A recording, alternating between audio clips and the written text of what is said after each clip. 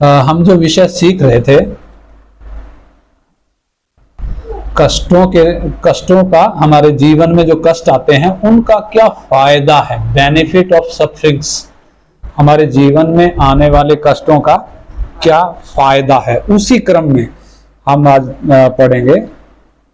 हम सीखेंगे कि कष्टों के द्वारा हम स्वर्ग के राज्य में निवेश करते हैं।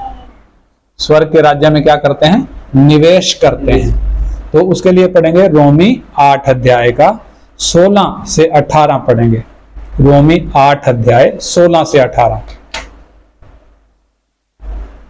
आत्मा आप ही हमारी आत्मा के साथ गवाही देता है कि हम परमेश्वर की संतान हैं, और यदि संतान है तो वारिस भी, वरन परमेश्वर के वारिस और मसीह के संग वारिस हैं, कि जब हम उसके साथ दुख उठाएं तो उसके साथ महिमा भी पाएं। हाँ, इधर परमेश्वर के वचन में जो बात हमने पढ़ी है, क्या लिखा है? आत्मा आप ही हमारी आत्मा के साथ क्या करता है? गवाही देता है। क्या गवाही देता है?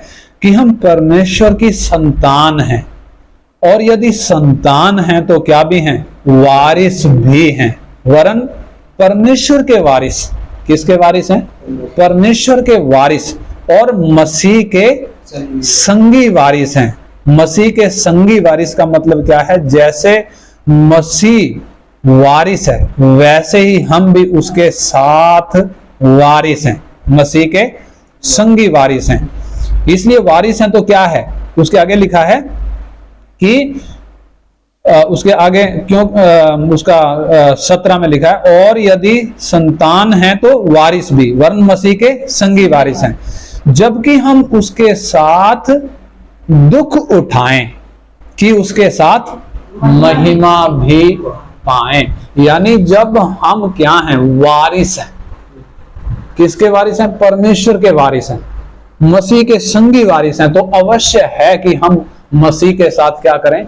दुख उठाएं। मसीह के साथ दुख उठाएं, क्योंकि मसीह के साथ दुख उठाएंगे तो इधर लिखा है कि उसके साथ महिमा भी पाएं। यानी इस शरीर में रहते हुए, इस धरती पर रहते हुए जब हम क्या करते हैं? मसीह के लिए दुख उठाते हैं, तो उसका प्रतिफल क्या है? मसीह के साथ अनंत काल की महिमा है। यानी इधर हम दुख उठा रहे हैं, उधर क्या निवेश हो रहा है हमारे लिए? परमेश्वर की महिमा हम प्राप्त करेंगे। और इसके आगे दूसरा तिमोथी 2 का 11-12 भी पढ़ें। दूसरा तिमोथी 2 अध्याय का 11-12।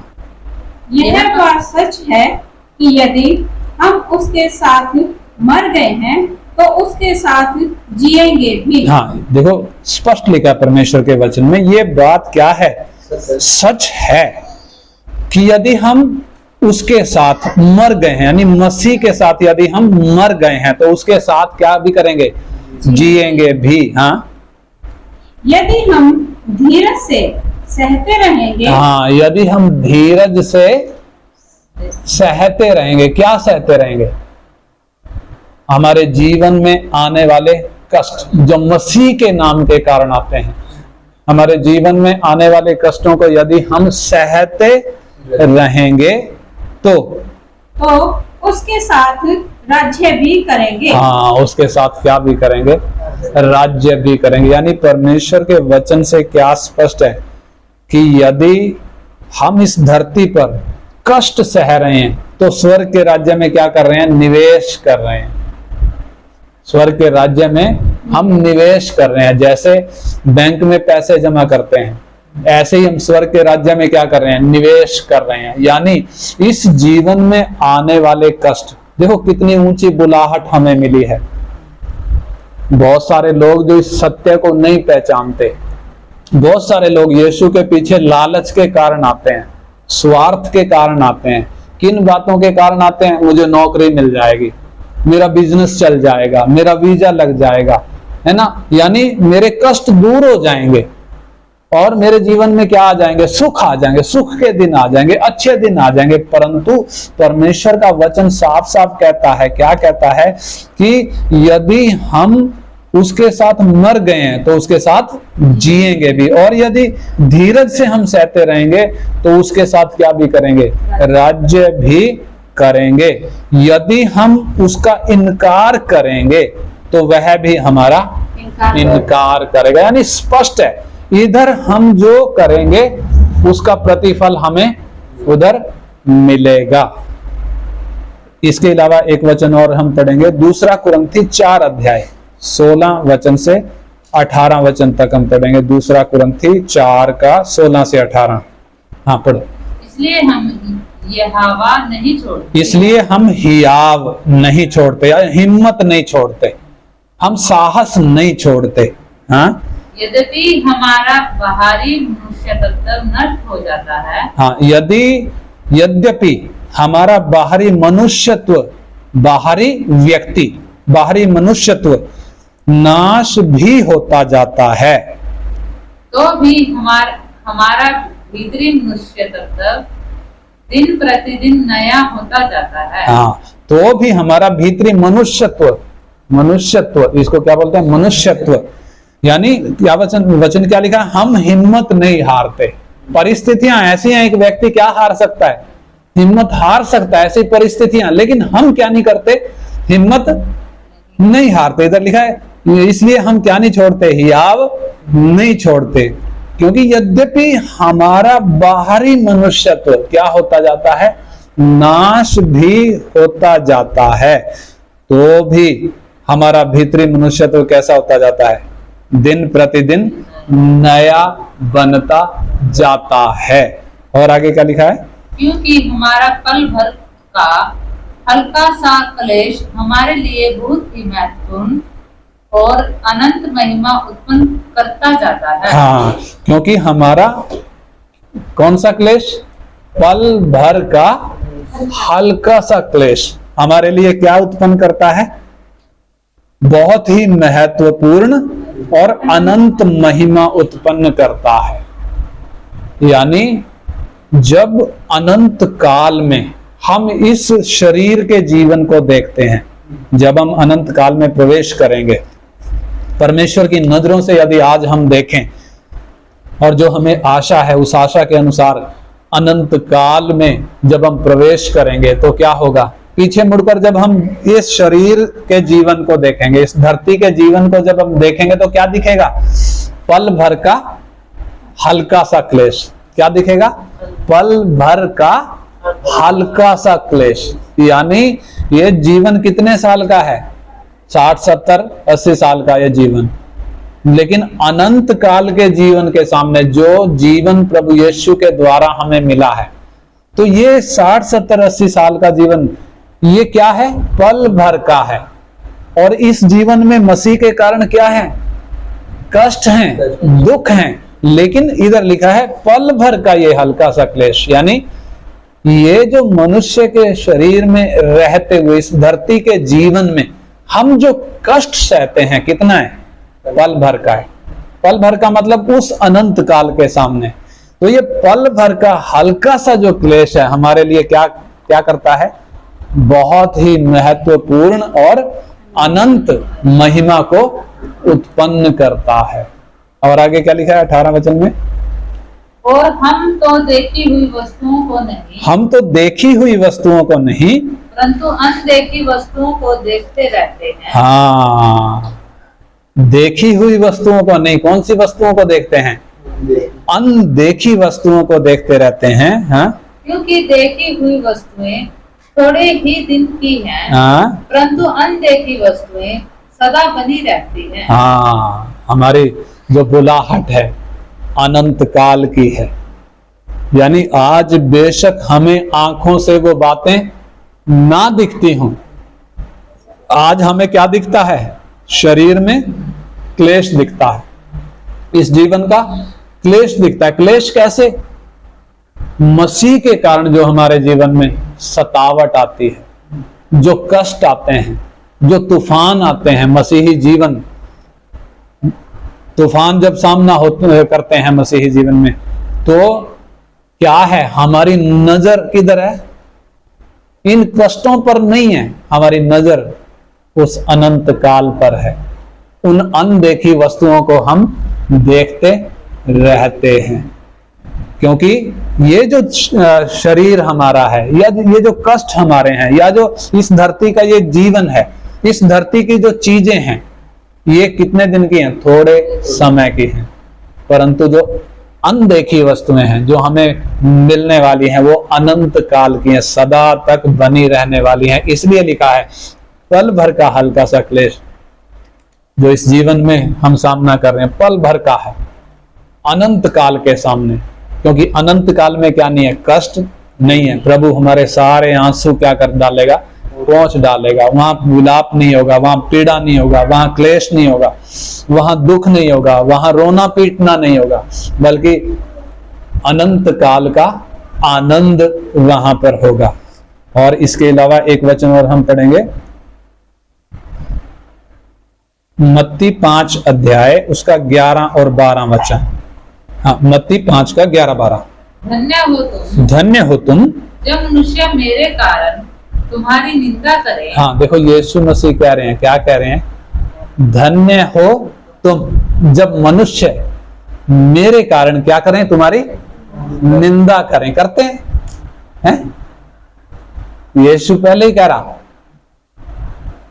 धन्य हो तुम जब लोग मेरे कारण तुम्हारी निंदा करें और सताएं। और क्या करें? सताएं। हाँ? और झूठ बोल बोल कर क्या करके? झूठे इल्जाम लगा कर, झूठ बोल बोल कर तुम्हारे विरोध में सब प्रकार की बुरी बातें करें। हाँ, हमारे विरोध में सब प्रकार की बुरी बातें करें। अगर ऐसी परिस्थिति है, प्रभु इसको क्या कह रहा है? तुम क्या हो? धन्य हो। यानी आमतौर पर मनुष्य की नजरों से यदि हम देखेंगे तो ऐसी परिस्थिति क्या है? दुखदाई है ना? दुखदाई है। लोग यीशु के कारण जब निंदा करें, लोग यीशु के कारण जब हमें सताएं, लोग यीशु के कारण हमारे विरोध में सब प्रकार की बुरी बातें जब कहते हैं और झूठ बोल बोल कर जब इल्जाम लगाते हैं, ये दुखदाई लगता है। परंतु प्रभु हमें क्या कह रहा? तुम क्या हो? अगर ऐसा तुम्हारे साथ मेरे कारण यदि हो रहा है तो तुम धन्य हो। क्यों धन्य हो? आगे लिखा है, तब आनंदित और मगन होना। हाँ, यदि तुम्हारे साथ ऐसा हो तब क्या करना? आनंदित और मगन होना, दुखी नहीं होना।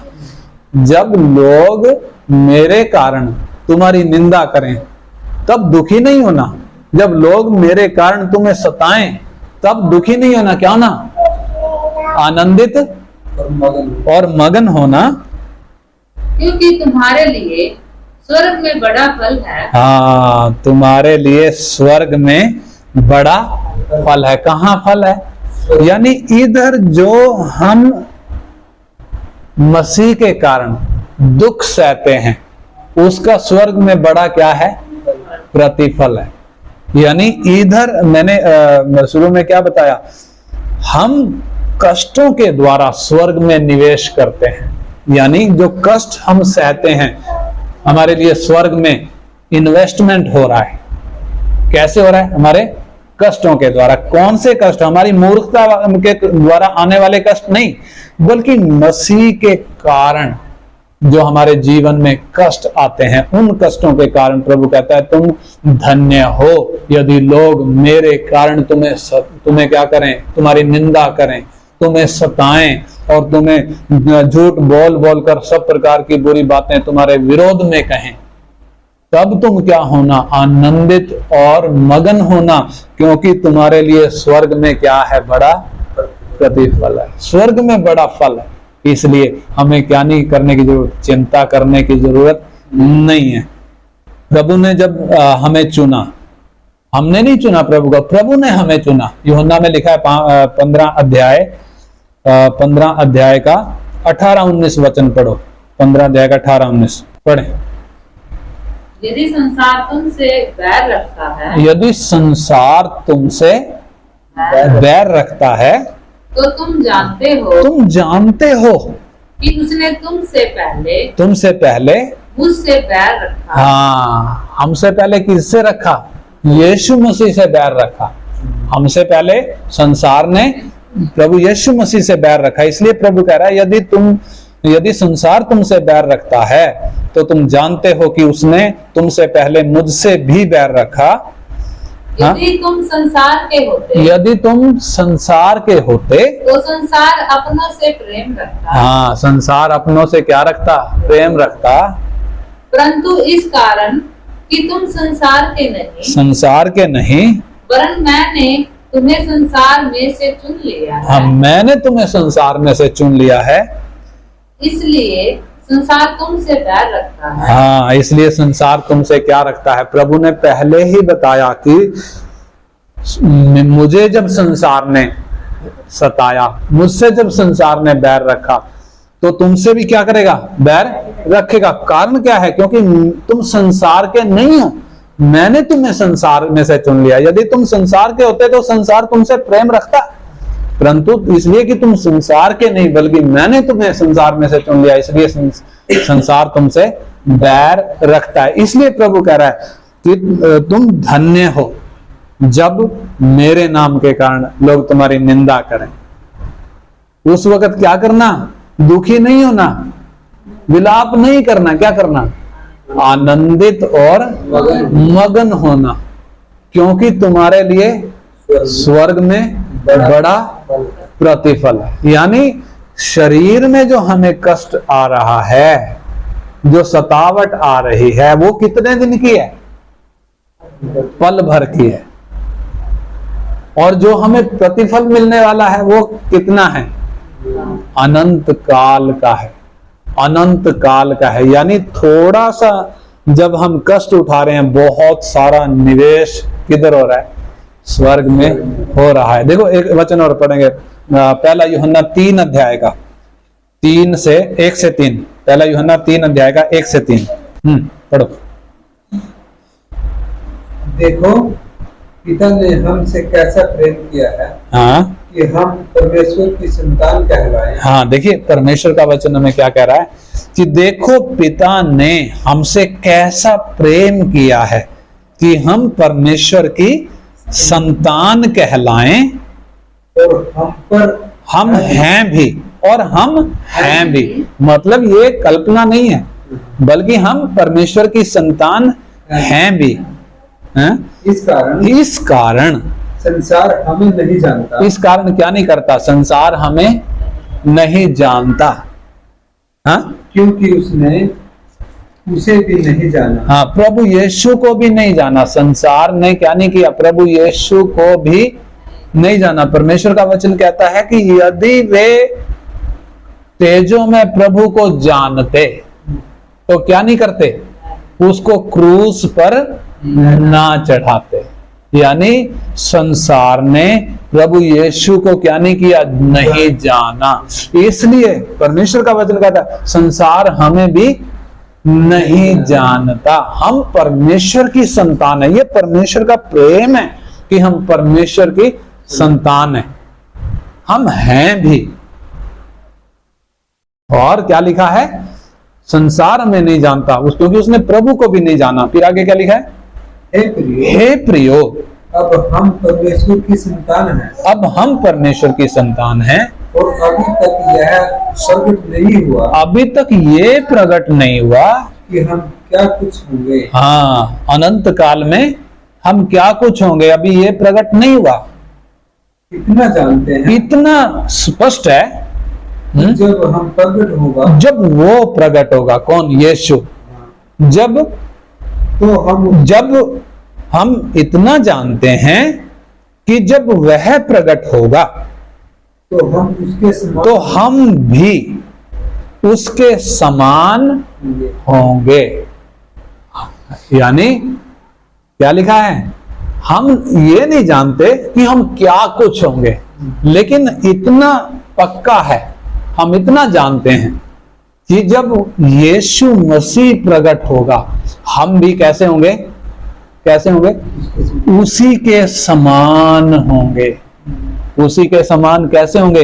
यानी मौत का हम पर कोई हक नहीं होगा। अनंत काल में उसके साथ हम हमेशा तक रहेंगे, महिमा पाएंगे।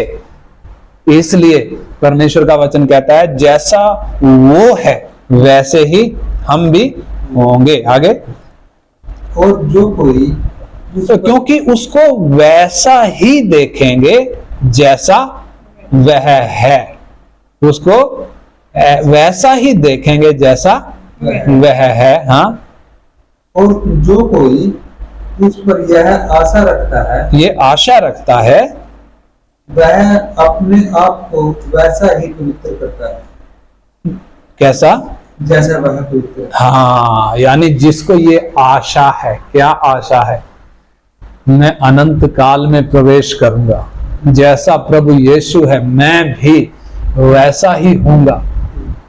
मेरे कष्ट खत्म हो जाएंगे, मेरे सारे क्लेश मिट जाएंगे, कोई रोना पीटना विलाप आंसू नहीं होगा।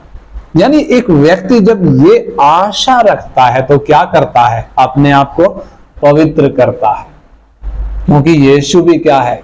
पवित्र है। परमेश्वर पवित्र है, इसलिए जिसको ये आशा है वो भी क्या करता है? अपने आप को पवित्र करता है। यानी इन वचनों से हमने क्या सीखा? हम जब इस धरती पर मसीह के कारण, किसके कारण? मसीह के कारण लोगों की निंदा सहते हैं। यानी लोग जब मसीह के कारण हमें सताते हैं, हमारे खिलाफ जब बुरा बोलते हैं, झूठ बोलते हैं, झूठ बोल बोलकर सब प्रकार की बुरी बातें जब कहते हैं, तो प्रभु हमें स्पष्ट कह रहा, उस वक्त तुम क्या होना? आनंदित होना, मगन होना, क्योंकि तुम्हारे लिए स्वर्ग में बड़ा फल है, बड़ा फल है। इसलिए इस धरती पर जब हम कष्ट सह रहे हैं, इस शरीर में, यानी प्रभु यीशु मसीह इस शरीर में, इस जीवन में, इस धरती पर हमें सुख की गारंटी नहीं देता। बहुत सारे लोग धोखे के कारण, क्योंकि धोखा दिया गया है, यीशु के पास क्यों आ गए? तुम्हारे सारे कष्ट दूर हो जाएंगे, तुम्हारे सारे क्लेश दूर हो जाएंगे। ये क्या है? ये धोखा है। कई लोग हैं जो आज ऐसा धोखा लोगों को दे रहे हैं, और बहुत बहुत लोग हैं जो ये धोखा खा रहे हैं। क्या सोचते हैं? यीशु के पास आ गए तो अब हमारे क्लेश खत्म हो जाएंगे। और जब क्लेश खत्म नहीं होते, जब क्लेश उनके जीवन में जब आते हैं, तब वो ठोकर खा जाते हैं। क्या सोचते हैं? इस यीशु का हमें क्या फायदा? ये यीशु हमारे कष्ट दूर नहीं कर सका। ऐसा क्यों हो गया? क्योंकि वचन के सिद्धांतों को वो सही तरीके से नहीं जानते। वचन के सिद्धांत क्या कहते हैं? प्रभु यीशु कहते हैं कि तुम इस संसार के नहीं हो। क्यों नहीं हो? पहले थे तुम इस संसार के, लेकिन मैंने तुम्हें संसार में से चुन लिया है, इसलिए तुम अब इस संसार के नहीं हो। तुम संसार के होते तो संसार तुमसे प्रेम रखता, परंतु इसलिए कि मैंने तुम्हें संसार में से चुन लिया है, संसार तुमसे बैर रखता है और तुम्हारी निंदा मेरे नाम के कारण करता है और तुम्हारे विरोध में बुरी बुरी बातें कहता है। इसलिए तुम क्या ना करना, दुखी ना होना। ये ना सोचना कि मैंने क्यों ऐसे यीशु को अपना जीवन दिया, जबकि प्रभु साफ लिख कर दे रहा है तुम आनंदित और मगन होना जब ऐसा तुम्हारे जीवन में आए। और ये हमेशा का नहीं है। ये क्लेश कितना है? पल भर का है, थोड़े से समय का है। इसलिए जब एक व्यक्ति प्रभु यीशु मसीह के पीछे आता है, वो ये सोचकर नहीं आता कि मेरे क्लेश खत्म हो जाएंगे, बल्कि उसकी नजर किधर है? इस धरती की थोड़े समय की चीजों पर नहीं है, बल्कि उन वस्तुओं पर है जो अदृश्य है, जो दिखती नहीं है। वो आशा, उस आशा में जीता है मेरा प्रभु बादलों पर आएगा, और जब वो आएगा वो जो प्रकट होगा मैं भी उसी के समान होऊंगा, क्योंकि मैं उसको वैसा ही देखूंगा जैसा वो है। यानी आज के समय में परमेश्वर को किसी ने देखा नहीं है, कोई देख भी नहीं सकता, कारण परमेश्वर आत्मा है और उसको हम मनुष्य के शरीर में रहकर शारीरिक आंखों से देख नहीं सकते। परंतु जब हम बदल जाएंगे, जब प्रभु यीशु मसीह प्रकट होगा, जब हम बदल जाएंगे, अगर हम मर गए हैं तो हम जिंदा हो जाएंगे, और अगर हम जिंदा हैं तो हमारा ये मिट्टी का शरीर, ये नाशवान शरीर, ये किसको पहन लेगा? अविनाशी को पहन लेगा। यानी हम बदल जाएंगे। किस में बदल जाएंगे? अविनाशी में बदल जाएंगे, आत्मिक में बदल जाएंगे और उसको देख पाएंगे, उसको वैसा ही देखेंगे जैसा वो है। ये संसार यीशु को क्यों नहीं देख पा रहा? एक विश्वासी क्यों देख पा रहा है? विश्वास के कारण। लेकिन हम कब उसे आमने सामने देखेंगे? जब वो प्रकट होगा, जब हम बदल जाएंगे। इसलिए एक विश्वासी को वो आशा है, इसलिए उस आशा में वो अपने जीवन में आने वाले तूफानों का सामना कैसे करता है? आनंद के साथ करता है, क्योंकि मालूम है मेरे लिए क्या हो रहा है? स्वर्ग में निवेश हो रहा है, स्वर्ग में इन्वेस्टमेंट हो रहा है। मेरे जीवन में आने वाले कष्ट मेरे लिए स्वर्ग में क्या कर रहे हैं? स्वर्ग में इन्वेस्टमेंट कर रहे हैं। इसलिए हमें कष्टों से क्या नहीं करना? डरना नहीं। आने वाले क्लेश से हमें क्या नहीं करना? डरना नहीं। प्रभु यीशु मसीह के साथ जैसा हुआ, प्रभु यीशु मसीह ने कष्ट क्यों सह लिया? इब्रानी में लिखा है कि उसने क्रूस की वो भयानक वेदना सह ली। क्यों सह ली? क्योंकि उसके सामने जो आनंद रखा था, उसकी नजर उस आनंद पर लगी थी। कौन सा आनंद रखा था? यानी यीशु का कष्ट, क्रूस का कष्ट, बहुत सारे पाप में पड़े हुए, पाप में मरे हुए लोगों को क्या देने वाला था? जीवन देने वाला था। जैसे हम अपने पापों अपराधों में मरे हुए थे, हमें क्या मिल गया? मसीह यीशु में जीवन मिल गया। यीशु मसीह उस आनंद को देख रहा था जब बहुत लोग क्या बनेंगे? परमेश्वर की संतान बनेंगे, परमेश्वर के पुत्र की समानता में आएंगे, जब बहुत लोग मुर्दों में से जिलाए जाएंगे, जब बहुतों के अंदर नया जीवन आएगा। वो चीज को प्रभु देखने के कारण, उस आनंद को देखने के कारण क्या किया? क्रूस की वेदना को सह लिया। ऐसे ही हमें भी उसी सिद्धांत को अपनाते हुए इस जीवन में आने वाले कष्टों को क्या करना है? सामना करना है, और निराश या परेशान या हताश नहीं होना।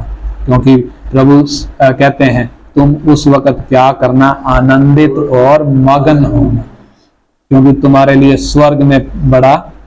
इसलिए हमारी नजरें किधर रहें? इस धरती पर नहीं, इस शरीर के कष्टों पर नहीं, बल्कि स्वर्ग में हमारी नजरें रहें। कुलुसियों 3 अध्याय में लिखा है 1 से 3 जब हम पढ़ते हैं, इस पृथ्वी पर की नहीं बल्कि स्वर्गीय वस्तुओं पर ध्यान लगाओ, स्वर्गीय वस्तुओं पर ध्यान लगाओ। और प्रभु कहते हैं कि तुम अपना धन स्वर्ग में जोड़ो। कहां जोड़ो? स्वर्ग में जोड़ो, जहां ना कीड़ा वो धन को खराब कर सकता है, ना काई उसको खराब कर सकती है, और ना चोर उसको चुरा सकता है। और प्रभु कहता है जहां तुम्हारा धन है वहां तुम्हारा मन भी लगा रहेगा। इसलिए हमारी नजरें उधर लगी रहे। जब कष्ट हमारे जीवन में आते हैं, उधर हमारे लिए धन जमा हो रहा है। क्या जमा हो रहा है? इन्वेस्ट हो रहा है, हमारे लिए धन जमा हो रहा है। ये वो धन, ये संसार का धन नहीं है। समझ लेगा? इस संसार का धन तो जाता रहेगा, शरीर के साथ इधर ही रह जाएगा, ये आगे जाने वाला नहीं है। स्वर्ग में जो धन है वो कौन सा धन है?